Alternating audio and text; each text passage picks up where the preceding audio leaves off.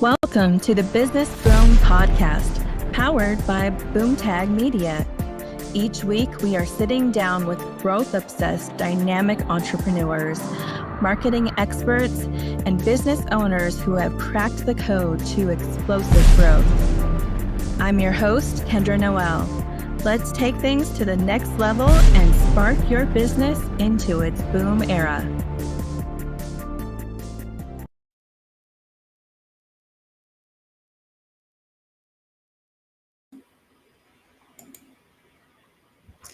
Okay, I'm back for another episode of the Business Boom Podcast. This is episode 11, and today I have Americo Da Costa joining as the guest. Hey, Americo. Hello, how are you? I'm doing wonderful. How are you? Oh, fantastic. We were talking before going live. We got some thunderstorms moving in, so I'm a little excited, I want to say, because it's just going to cool things down. We're just not used to the 100+ temperatures here in Toronto. Yeah, I understand that. We don't usually get that hot either, but it looks like our live has connected because I see that we already have an audience member joining in the chat. So that's good to know that everything's working.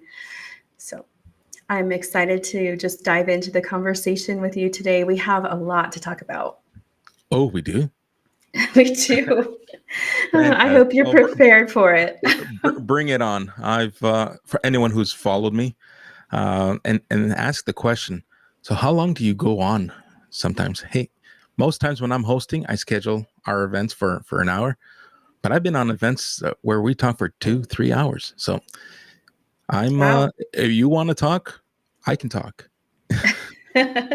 Well, it's good to have a yapper on stage for sure. I just want to give you the opportunity to go ahead and introduce yourself before we get started. Why, thank you. My name's Americo Da Costa. I am the founder of Journey Logic, and I'm here to help people be seen, be heard, and be remembered. That is my mantra. You hear me talking a lot about that. It has a framework that brings customer experience together and focuses on showing up where your customers are so that you can be seen, your message can be heard, and most importantly, you're delivering an experience that customers and your audience will remember. Yeah. Yeah, and I think it's really resonating. Like, I follow you and I see the post and I see like the traction gaining, and the seen, heard, and remembered mantra is definitely gaining some traction. Yeah, you talk about customer experience and people will, okay, yeah, that's great, and then they move on. But then you talk about things that perhaps are more meaningful to them. They stop. I'm a big believer that visuals, and I'll share some stats in a bit when you ask your questions. But the visuals are so important. The sound effects, you got to make an event memorable. And if your material is dry, which some has the tendency of being dry, that's just what it is. Listen, I worked in insurance for a good number of years. I'm almost afraid to tell you how many years. But listen, insurance, the documentation, the conversations, great cure for insomnia. So how do you liven that up? Yeah, you talk to Americo and he takes care of that for you. Yeah. Yeah. And I think I made a comment on one of those posts recently and say, well, I think that's what people are looking for. They have a desire to be seen, for one, because so many times they're maybe showing up on social media still feeling unseen, and That's that right. their message would be heard. And then, of course, who doesn't want to be remembered or make their mark on something? Well, let's pick up on that for a moment, and I'll share the first stat. Oh, perfect. So, and I learned this recently, and it just ties in so nicely with the message that I'm trying to get in front of my community. When it comes to written content, and listen, I thought I was good at it, and turns out that I wasn't. But the written word, which only about roughly 25% of people consume content through reading. That information that they're reading is retained 10% of the time if you ask them 3 days later, hey, what did Americo write earlier this week? Only 10% retain what was written. Whereas if you show up in your audible presence, if you show up in the video presence, your message gains more visibility and is retained 65% of the time at that same 3-day period. Yeah. I absolutely believe that statistic is true, and partially because I know that that's to be true for the type of learning that I jive with. I mean, I just don't read. People buy me books, and I'm like, thank you. I'm going to read that. I try to read, and it just does not go well for me. I have a friend who is an author, and he was on an episode of the podcast, and he was talking about his book launch and everything. And then when the book actually launched, he says, so Kendra, when are you going to buy your copy of the book? And I'm like, well, I'm really excited for you. When's the audio version going to be done? And he said, well, in about 10 weeks. And I'm like, well, then that's when I'm going to be getting your book. And I don't mean any offense by that, but that is honestly how I learn best, is by hearing and by seeing. So visual auditory definitely sticks more with me. Yeah, and it sticks with a lot of people. And it's not to say that the written word is being forgotten and people aren't leaning into it. Just people learn and consume in different fashions, different formats. And if you limit yourself simply to the written content, then you're leaving yourself short of getting the visibility that you deserve, right? So when I say I want to help people be seen, heard, and remembered through virtual live events, doesn't mean that I'm going to suggest, drop what you're writing, leave the writing behind, and just focus on audio and focus on video. This is really about supplementing what you're currently doing, right? You want to broaden and you want to widen your visibility. At no point will I say, hey, drop what you're doing and focus on this. This is to supplement. And it works because it helps with repurposing. You can take your events and transcribe them and turn them into written content. So it makes life a lot easier, so that you're not competing with yourself trying to come up with event content and then written content. You can just blend it in and have it complement one another. That is so great. We're going to dive in a little bit deeper into some of those strategies that you're talking about right now. Before we go into that, can we go back and do a little bit of storytelling and start with the moment that the panic set in on LinkedIn? Because I want to dive a little bit into what led you to helping clients with stages and this new kind of presence that we're talking about. So just from your memory, let's talk a little bit about what that was like. I see people in the comments. I know they're going to remember this like it was yesterday. So at the end of 2024, LinkedIn made an executive decision to pull the plug on what many of us found to be a very favorable solution, the audio rooms. Now, those audio rooms brought a lot of people to the conversation. It had a Clubhouse vibe without having to leave the platform. And December of 2024, LinkedIn made a decision. It's like, well, we're no longer going to support this. This is no longer viable. We're pulling the plug. And people were in panic. Where do we go? What are we going to do? The alternative is live events, but I'm not ready to go live. I don't know that my audience will show up. And listen, I just lean into that. I take my cross-functional experience from my corporate life, and change management is a necessary part of life. Things are going to happen. Things are going to happen constantly, and you just need to adapt and adopt and go with the changes. Stop digging your heels and focusing on, well, it was better. It was great. I want it back. Listen, it's not coming back. Just like my hair, it's not coming back. Right? So I jumped in. I tested out different platforms and really felt that Restream was the one that was, I guess, meant for me. And StreamYard is another one, and it's great. It's a comparable platform for multi-streaming, but there's really no need to have multiple memberships of different multi-streaming platforms. So I chose Restream. I have no affiliation with Restream, but that's the one I chose to go with. And it's been testing. A lot of people are worried and afraid, and I'm not afraid to share my vulnerabilities. I'm not afraid to share my stage and let people come in. It's like, hey, can you test something for me? And that's what we were doing December and January. I was just going live and inviting people. Hey, you have questions, you have anxiety, you want to see and feel what this experience is like. Come join me.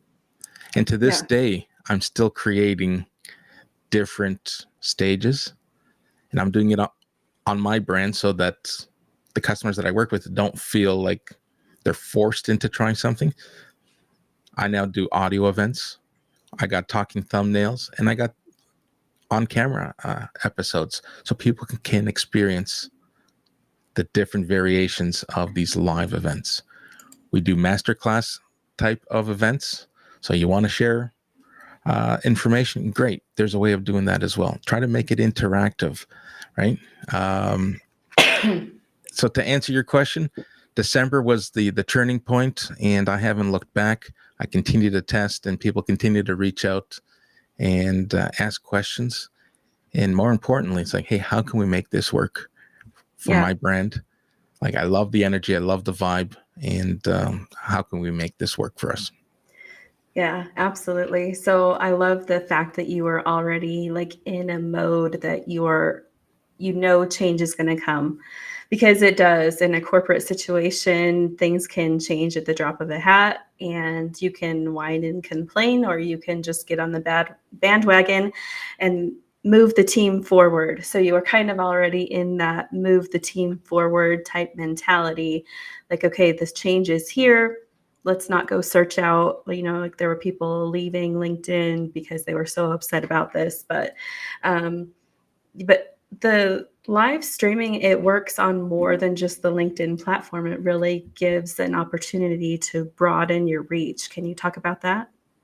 Yeah, absolutely. So reach and visibility is important for everyone. Like, whether you're a job seeker, whether you're a sales professional or a business owner, you want eyes and ears on what you have to deliver in terms of your message.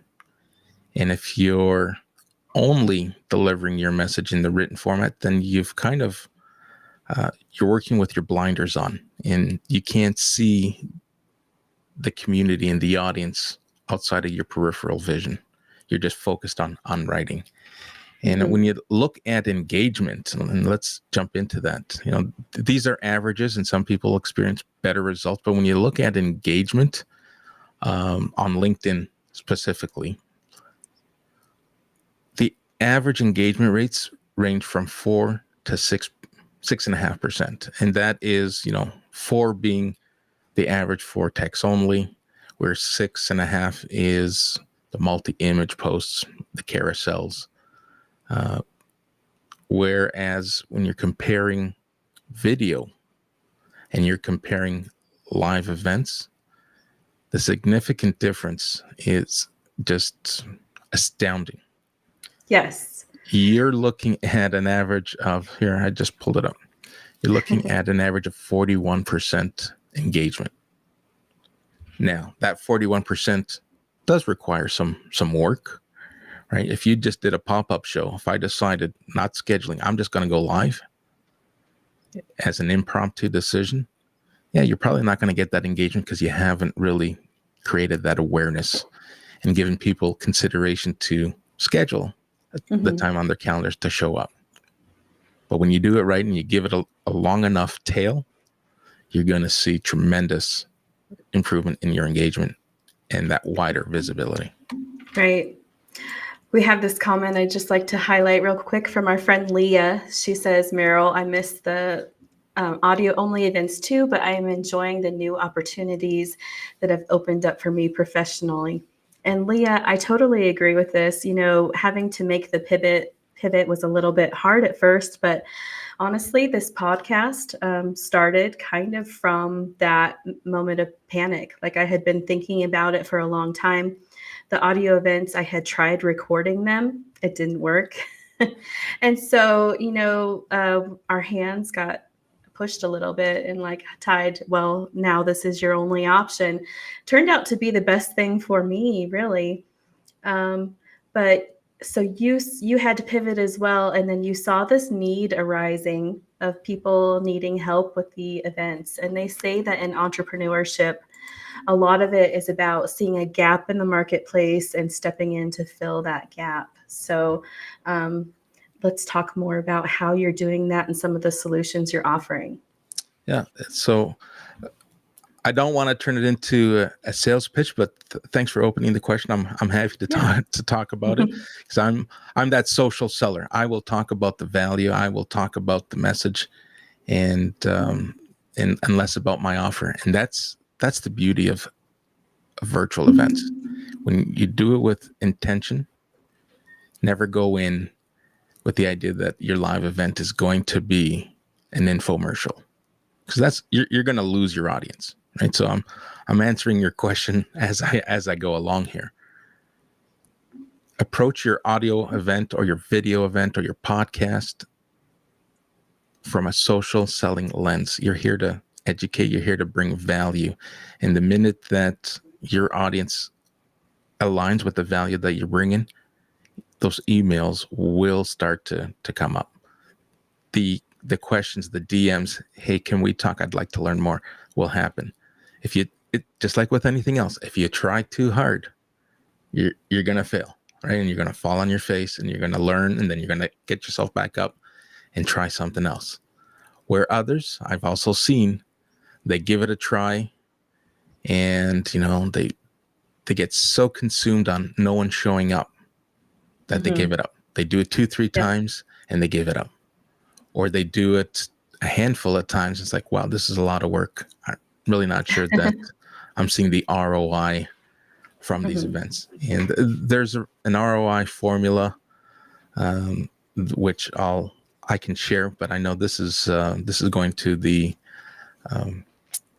podcast streaming platform, so there's really no point in talking about it. But if you were to follow me and reach out, I would love to share what that formula is. And don't expect instant gratification, instant results. This is a long game. You're going into the virtual space and virtual events with the understanding that the magic happens at the replay, right? And that is the key to the strategy. People will show up, and today's show is being recorded and will be rebroadcast and will be available for replay. But that's the magic. If you consider live television and live radio, people get in their car, they drive to work, or they drive wherever it is, they turn on the radio, or they start their morning routine with the breakfast television program. They stay for as long as they're able to. They join when they're able to, and then they leave. So we could be talking for an hour in this episode. The average listening is 8 minutes. But what I'm seeing time and time again, when our message aligns, people come back. And I see unique listens when compared to total listening, it's 3-1. So people come in, hey, they liked what they heard, maybe not the best time. They got to step out of the car, or they got to go drop their kids off at a soccer game, and they come back and they're going to listen to another 8 to 10 minutes. So they consume it in bite-sized pieces. But when you compare an 8-minute consumption of this type of format, of this content, compared to the 6-second attention span when people are doom scrolling, you're further ahead. Like, don't be upset at yourself at only getting 8 to 10 minutes when everyone else is getting 6 seconds. Right? Yeah, so that's very true. And then the repurposing just kind of is endless with these. When I like to repurpose by doing shorts and putting those across a lot of different channels. And it's interesting to see, which ones those will take off on, which ones they don't do well on. I'm kind of always watching that and like trying to make them the ideal length and all of those things. But even if you don't get it exactly right, I think there's still so much you can do with an episode like this. Or even I've been trying this new thing, which is like a practice episode. Like it's not live, but I'm doing the repurposing for my clients. So we're having a conversation where they're able to like share their expertise and then like use the repurposing clips, which is kind of fun. Yeah, absolutely. You can record without going live and use that in your video content that you're creating for them, right? Yeah. Yeah, and these studios, like the one that we're using right now is Restream. And Americo, thank you. You did help me set up this studio, so I need to give you props for that. But there are, yeah, for sure. There's Sorry, I had to throw that in. That's awesome. Like you're all about making these interactive, so I love it. But even within that studio, there's different places within the studio, and it's not the Business Boom podcast studio that I'm in, but I can go in a separate studio with clients and have some time with them. So there's just like a lot of functionality for something like this. But what are some of the biggest missed opportunities that you see that entrepreneurs could be using this for? Wow, that is a great question. The missed opportunities, and I think you touched on it. It's one thing to go live. There's, a whole mindset in going live and whether or not you're ready. And for those who are interested, I have a checklist that people can go through, and I'm willing to share that with the community. That kind of breaks down to get a good understanding of where you are in going live. And some will discover it's like, all right, we're maybe further away than we anticipated.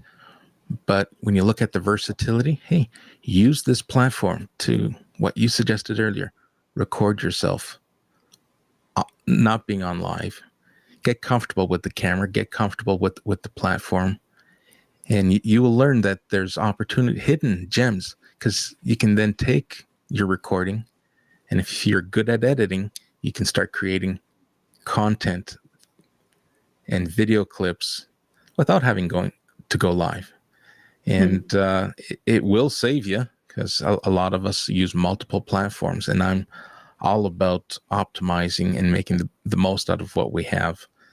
Because managing just multiple platforms becomes a full-time job in itself, having to export everything somewhere else. And then, when we went prior to going live, I shared with you Substack. I'm not here to plug. I'm Substack. excited to check that out. Listen, I'm only a couple of weeks into it, and the opportunities that it's provided and the time that it's saved, I can now upload any recording or any show from here, and Substack kind of recommends where to place it and where suggests what shorts will work effectively. I know we're getting off track here, but definitely this platform has similar utility, right? It's not exclusively for live. You can record and use your recordings, but it also gives us the opportunity to stream to more than one platform. So most people will jump in front of their cell phone and jump on a TikTok live, jump on an Insta live. But with these platforms like Restream and StreamYard, you can multi-stream and you can be multiple places at once. So for instance, you're multi-streaming to LinkedIn and YouTube. Anywhere else? Yes. Today, just those two. Yeah. Okay. And I've also added my channels. So now we're broadening the visibility and the reach.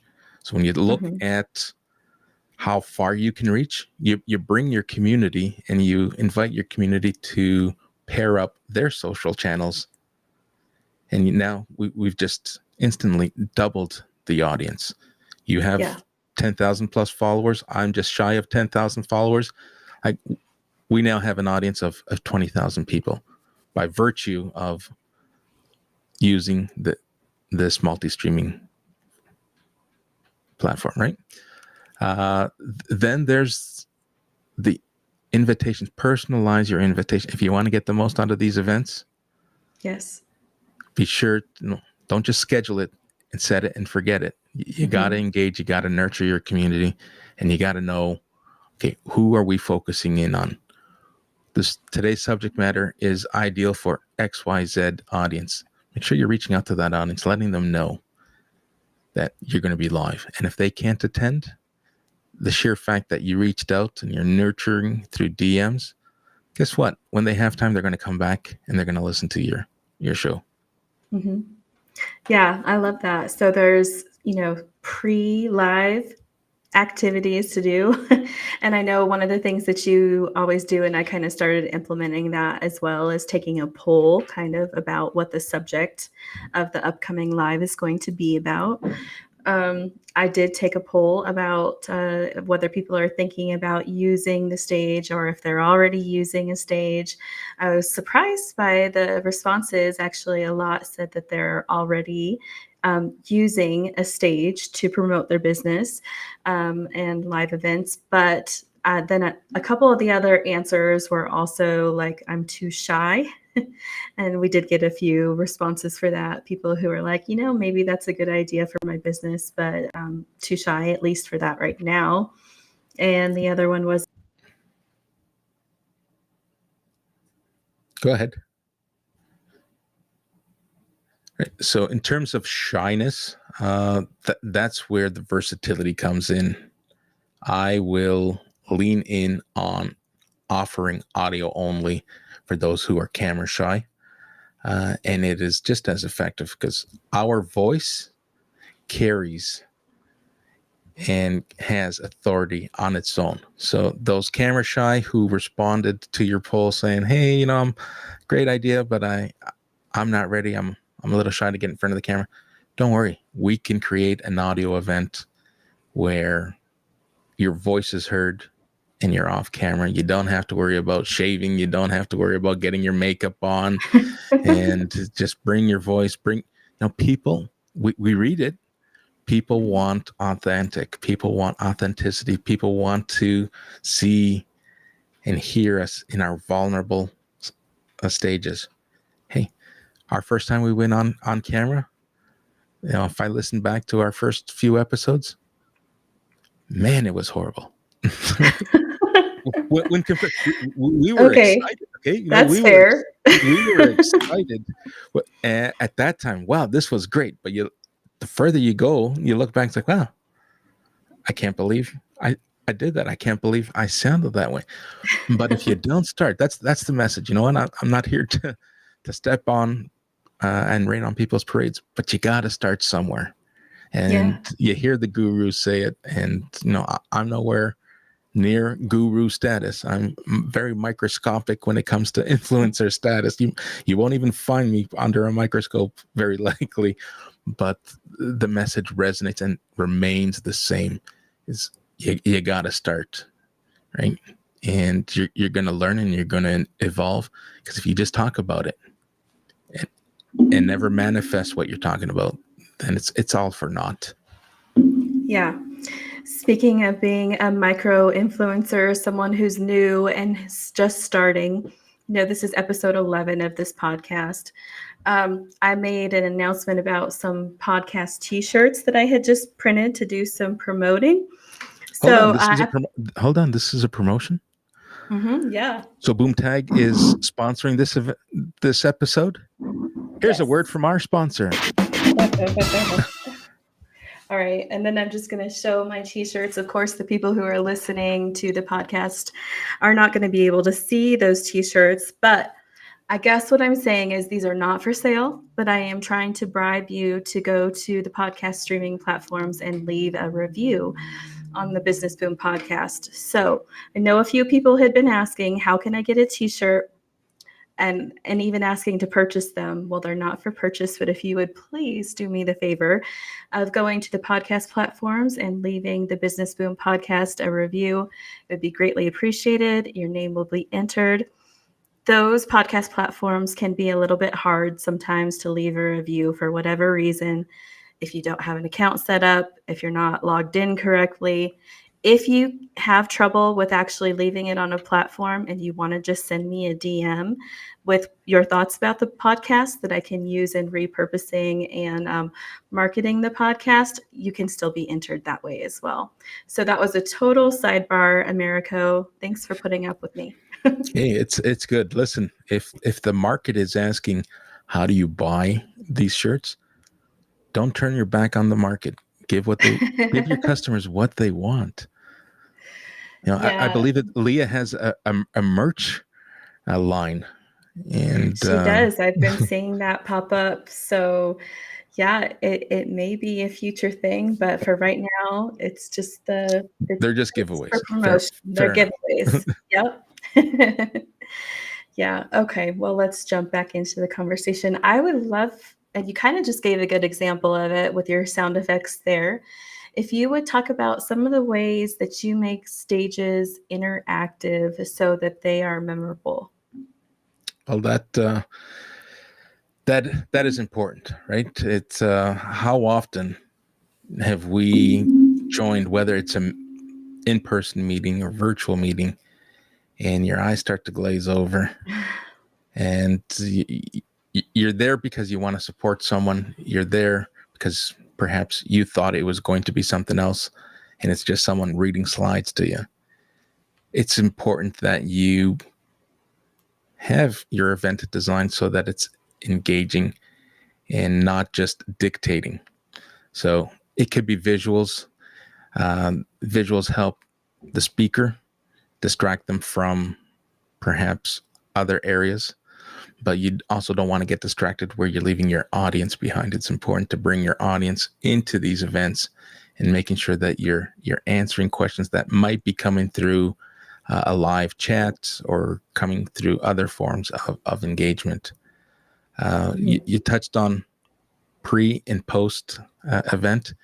It's important. I'm starting to get in the habit of now reaching out not only through polls, but I'll send a DM if I recognize someone who signed up, who might be signing up and attending for the first time. I don't recognize them as an audience member or a participant. I'll reach out and share, how delighted I am that they signed up, and ask them if there's anything particular that they want me to bring up on the show. This way, I want to maximize their investment of time, right? So you can limit it to great graphics, sound effects, and overlays, and those are all great visual effects that keep the audience engaged and stimulated. But you also want to keep that human element, and that's that customer experience, a part of me that wants to delight the audience to the best of my ability, making sure that throughout their event journey that they had their answers to the questions that they had in mind, right? So it's about bundling it so that everyone gets the value that they wanted or expected. That is a new idea, Americo. I do some pre-live stuff as well, sending out messages, just kind of inviting people. I had never thought about asking them to go ahead and give me their questions there so I can include it on the agenda, because then they're going to feel a lot more invested. A lot of people absolutely will and reply. that's what you want, right? When just like posts and just like connection invites, we don't want to be pitched. We don't like the pitch slapping. And they say that if your post is self-promoting, it probably has less traction, less engagement. Same thing with live events. You want to make sure that people are bringing down their guard, and they're not going to be pitched or sold something at this event. And you involve them and include them in the process. You reach out, hey, if you have any questions you'd like to share in advance, it'll help me in preparation for the show. This way, you know that the show isn't a canned event with a script. You want to keep it as real and authentic. And if you involve your audience ahead of time, they, like you said, they're going to have a vested interest in wanting to show up. And more importantly, guess what they'll do? They will share with their community. You know, this whole UGC movement, people will now repurpose. And you touched on this earlier this week on the whole UGC movement. You shared that pizza clip. Oh, you saw my pizza box. Instagram. Yeah. I did see your Instagram. Yeah, that was a fun one. And unfortunately, I couldn't share it to all the platforms. So you'd have to go to Instagram to see that post. But it was really fun. And I don't know if it was AI or if it's an actual pizza place that does that. But either way, it was really fun to have something printed on the inside of the box, a design with a space cut out for your head, that when you open the pizza box, you can take selfies and it looks like you're a character. But that's a genius way of marketing, and you want to be able to do the same thing with virtual events. You want people to be raving fans and turn around and take your show or your clips and say, "Hey, I just listened to this show," or just reshare it. Hey, follow Kendra. She's got this amazing Business Boom podcast. You're gonna want to listen. I was listening to an episode not too long ago.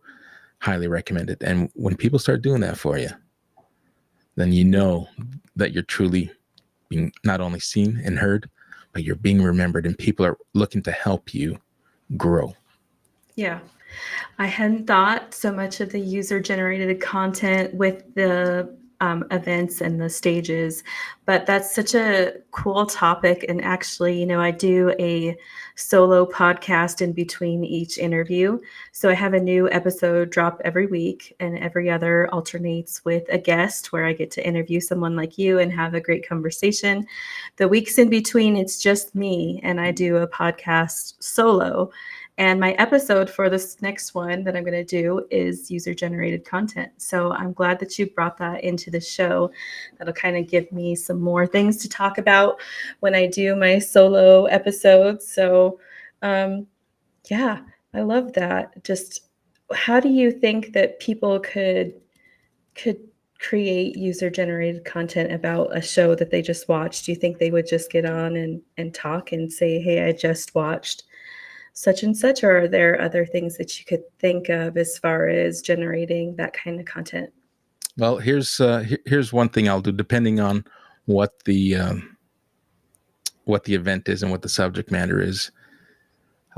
You can start off by inviting people at the start of your show, saying, "Hey, if you like or align with today's show, share with your community. Share this episode with your community right now. Let them know where you are and invite them to join you." And if you get one or two, it's better than not getting any, right? And it's great to see the reposts on your events. Those really light up my eyes. Me too. Anytime I see someone reposted the event, I'm sending them a voice memo DM, typically saying, "Thank you so much for resharing the event." Like, that is huge. It means a lot. And then at the end of the event, I've heard this numerous times, and I'm sure a lot of people have heard this phrase: "Closed mouths don't get fed." So you're not going to get what you don't ask for. At the end, you ask your audience, whether those of you who have stuck around and watched the live episode, or those who are joining us on team replay. If you learned anything or found something valuable, I would really appreciate if you would share that with your community. What's one thing you're walking away with? What's one key learning? And share that with your community. And people will do it. Right? What if you even just ask them to send you a message with the one thing that stuck out to them? Like, I could see that would be a way where they wouldn't even have to generate the content, but you could generate the content later, saying, "This person this follower sent me a message saying that this is what stood out to them on the last live, and just like share it that way. Yeah, absolutely. I've done that as well. Hey, drop your thoughts in the comments. Drop your questions in the comments. Drop your feedback in the comments, and then you just take those comments and you repurpose those comments. Here's what one of our listeners had to share with us on our recent episode. Right? Yeah, absolutely. That's awesome. Okay, since we're talking about the comments, I just want to give that opportunity for people to put their questions for you in the comments. So if you have any specific questions about live events for Americo, please, like right now would be a great time to drop those in the comments so that we're able to go over those before we wrap up the show. So we have this one right now from Leah that she said, great event, lots of golden nuggets. And I think that that is very true. Thank you, Leah, for that. We love golden nuggets. And when our audience sees and recognizes through what our words, what we're sharing, and I think Dave says that sharing is caring. And I learned that just like many of us learn. Philanthropy, give information that will help people, and people will return. Like we talk about karma. We're sharing our content, we're sharing our advice on these shows on different formats in which we share our content. But those who advocate for us will turn around and reciprocate. Like you have to meet Americo. Let me introduce you to Kendra. And that's essentially, we're building community, and how valuable and how important is community, right?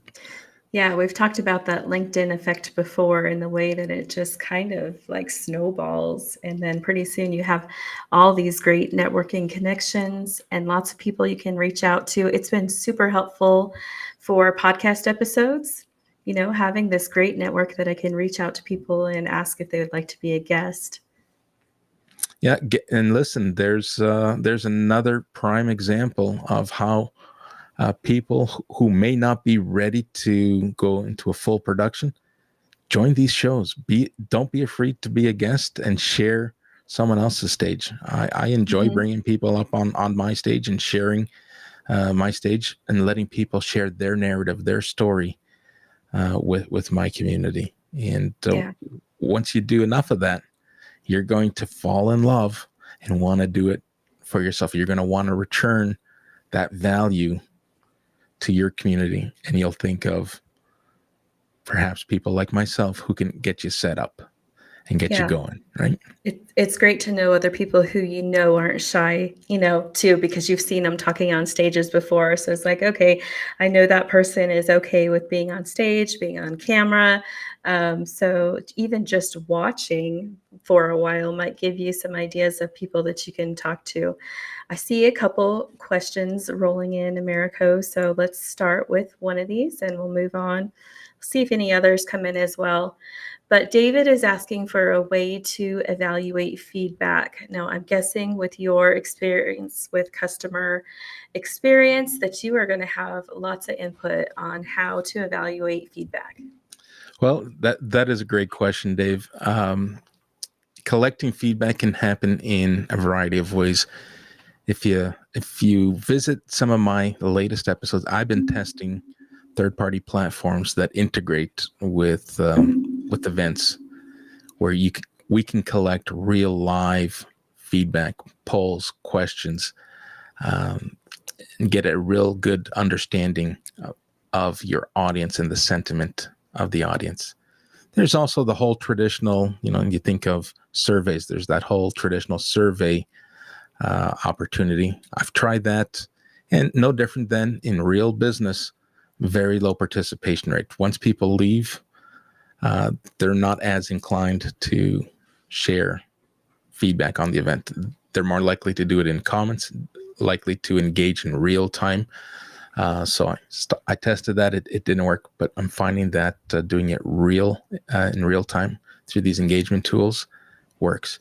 In fact, I'm trying to bring one of the platform that I'm testing onto one of my shows so that they can share their solutions and the value that they bring to live events. So once I'd land that interview, stay tuned and join me for those details.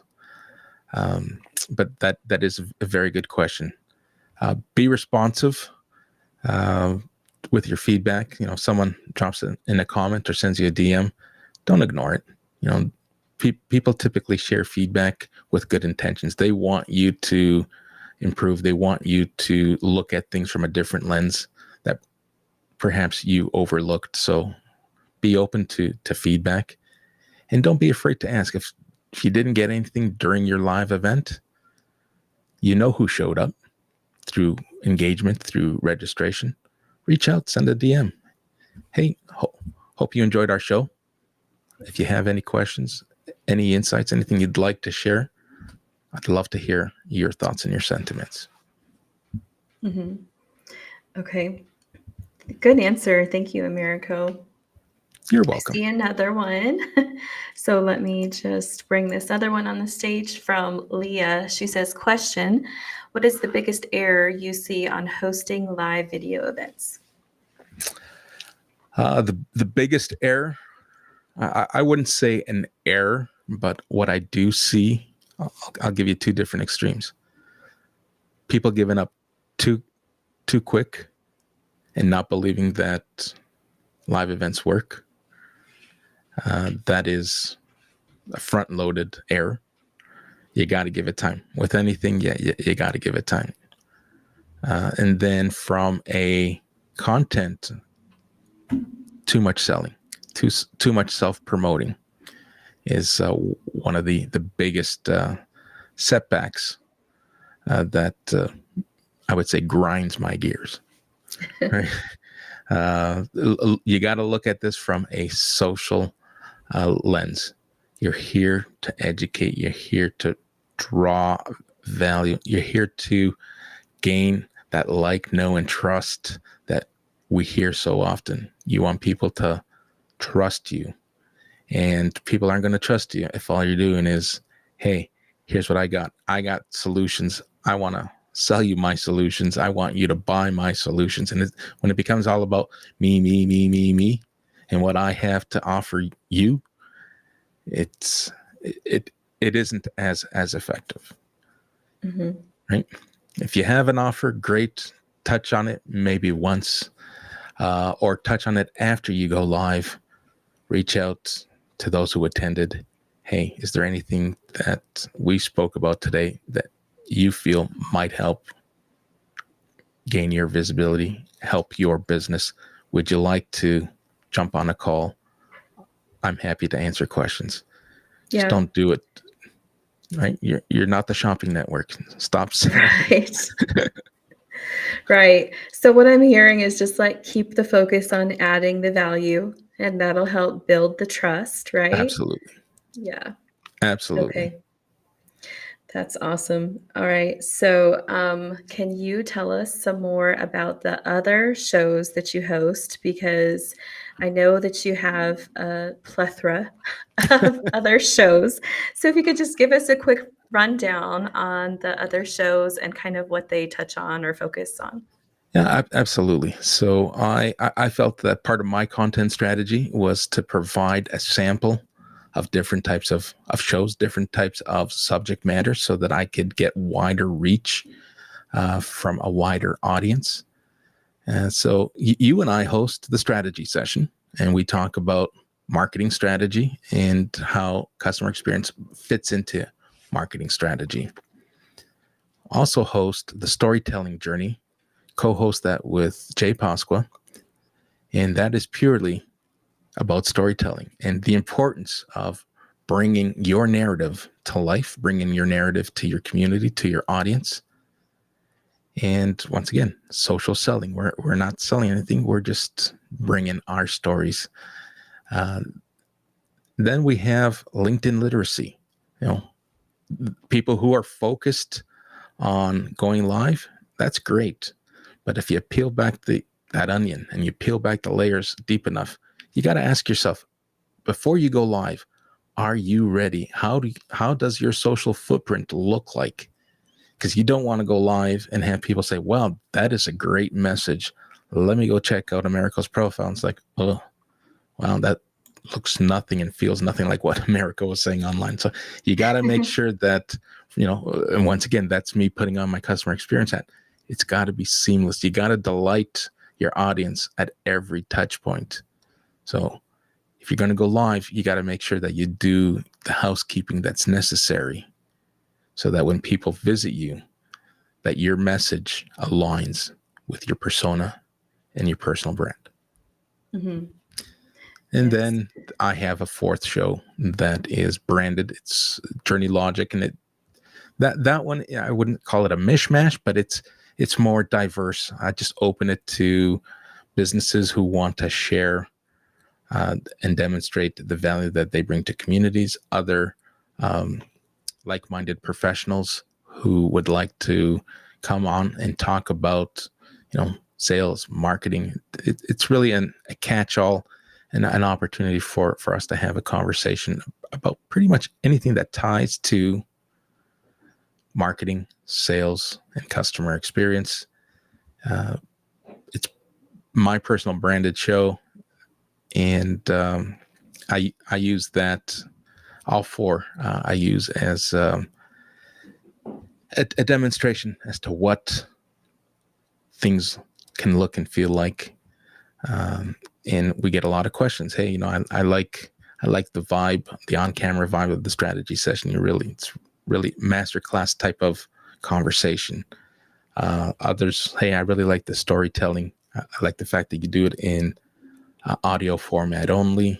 And so there's a sampling. So my shows are more like a sampling platter for people to experience what conversations sound like, what engagement looks like, and what subject matter you can bring to your audience and what value you can bring to your audience. Yeah. Got a couple questions for you, and then I'm going to ask you about your truth bomb. So this is your forewarning to get ready for that. So as far as the design on the stage, like every show that I've seen that you have done, and this is one of the reasons why when I was ready for my own show, I'm like, okay, I need Americo's help. The introduction and like the stage and like they're just very vibrant and they're fun and interactive, and I don't see that on all the shows. Can you talk a little bit about like the inspiration and how you go about creating those? So it's really about trying to match the personalities of those who are speaking with the subject matter. If there's any underlying undertones of the show. So for instance, the strategy session, we started off with that whole Mars vibe. Yeah. And that the story behind the Mars vibe is, sometimes you're going to do something with a marketing strategy and it's going to be out of this world. People are just going to love it, right? And then there are going to be campaigns that you work on where you feel like you're on a planet on your own and no one's really paying attention. So there's a method to the madness. And it's really about matching the personality and matching the show to the subject matter. And I think that's important. I'm glad that you point out like there's a lot of people who are missing that. Mm-hmm. It is a great opportunity, and I'm always open to helping people get their stage set and making sure that their first go live is seamless. And then, once you're ready to take the training wheels off, I will take the training wheels off and kind of just send you on your own. That's so awesome. And they are very custom. So like I haven't seen one that looks the same or like, oh, that this was done by a particular person because it's like got the same feel. Like they all are very unique. So I love that. Hey, get ready. The uniqueness. You and I were talking about this, and those who are following me have read that a couple of days ago. I started working on. I've been dabbling with Sono and music and creating some AI interpretations. I'm trying to come up with a branded theme song. And I want it to be unique. I want the lyrics to be mine. We dropped a chorus into the Suno prompt, and it gave us some music, and it gave us some great examples and samples to pick from. But I'm inching ever so close to a song that I wrote. They're my own lyrics. They're not AI generated, and I put those lyrics into the AI tool. And get ready. I'm excited. I think I got the one version that I'm happiest with is kind of sitting in my inbox right now, and it might be the one that I go with, but I'll keep refining, keep testing, keep tuning. But get ready. It should be coming out shortly. That's awesome. I did see that post, and I saw the list of the ones that you had to choose from, the different genres that kind of all had the same lyrics, right? But they were like different styles. That was a lot of fun. And that's another great way to be interactive and asking your audience, which one do you prefer? So you answered the question that I was going to ask, which was about that music. So let's move on to the truth bomb. I don't know if you have sound effects for that or not. Hold on, let's see what we got here. Okay. So Americo, if you would just tell us one truth bomb that has to do with being on stage and building your business. One of the truth bombs is you're going to see this person and you're going to see this big smile. But rest assured, before we go live, there is a big mess going on. The mess is real. The butterflies are real, but there's nothing that excites me more that when you click that go live button, those butterflies just leave. So believe in yourself, trust yourself, and the truth bomb is live up to your dreams, and you will be seen, be heard, and be remembered. Awesome.